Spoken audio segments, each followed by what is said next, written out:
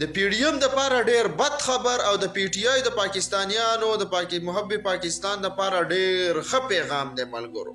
اوس به تاسو وایئ چې ډیر ښه پیغام دی او څه پیغام دی ملګرو. امتیاز حسین چې کوم دی نو د وینا کله چې آرټیکل چې کوم 3 میاشتو کې لکه 90 دن کې چې الیکشن ونه شو دی پی ډی ایم حکومت په 90 دن کې دا الیکشن ونه کو نو په دې باندې به آرټیکل لګي او په آرټیکل کې به بیا په دیو باندې یو مرقید وي یا به په پانسی وي لکه مرګ سزا به په دیو ته اورول کیږي لکه په 90 کله چې وزیر اعظم حکومت ارڅ ختم شي نو په 90 دن کې بیا الیکشن لړاویږي او په 90 دن کې چې کله الیکشن لړاو نشي او په دې کې کم کسان الیکشن لړاو نه کوي لکه حکومت چې کم کسان په دې کې و چې الیکشن دی و نشي نو په دغه ټولو باندې به آرټیکل لګي او آرټیکل چې کوم دی نو د هغې سزا یا عمر قید په جیل کې به پروت او یا به د هغې پانسي ده بیا. نو ملګرو په دې ځای کې چې د عمران خان کم سیاست دی نو دا ډېر په چوت او ډېر په ښو لمبرو کې روان دی خو صرف پاکستانیان له تقریبا 90 یا 100 ورځې دې ټیم کې د پاکستانیانو لپاره دا سخته ده چې دا تیره کړي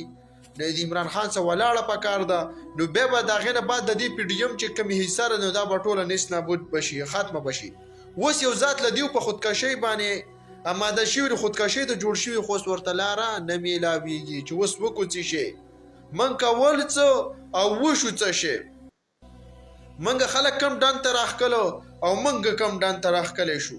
نو د دې خلکو سره اوس اقا گیم جوړلی که شهباز شریف ته نن هم موقع میلاو شوله که نه چې دا لندن ته وتښتېږي که نه او دا هر څه دې پرېږدي نو دا تښتي ګورئ دا ګوره 2 منټ هم نه ټینګېږي که د بلاول ګلي دي نو دا هم به دوبۍ ته سبا له تښتېدلي دي نه ټینګېږي.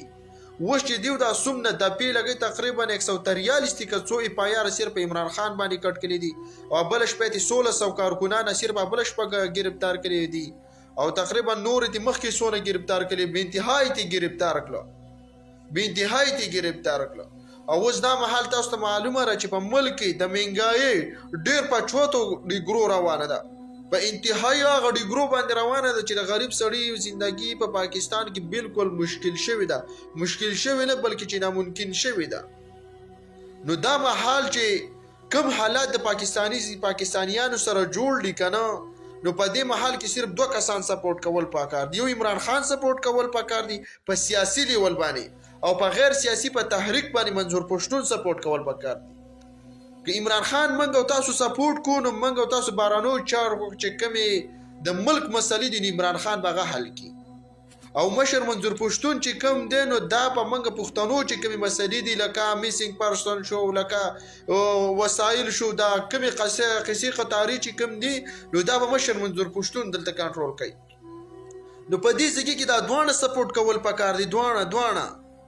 که خدای مکه عمران خان هم د لاسونه ووتو کار رانه خرابېږي که مشر منظور پښتون هم رانه ووتو نو لاسونه نو کار هم خرابېږي. پښتنو